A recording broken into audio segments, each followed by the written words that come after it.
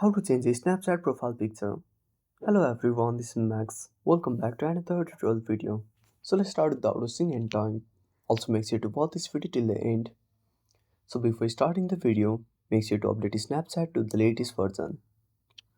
So after updating, open up Snapchat on a device. Now tap on the profile at the top left corner. Now tap on avatar. Now click on avatar. Now, now customize the avatar. Now once you're done, simply tap on save at the top right corner. Or if you want to upload the custom profile picture, simply tap on public profile. Now tap on the profile icon. Now select a photo. Now tap on confirm. Now wait for some time. And that's it.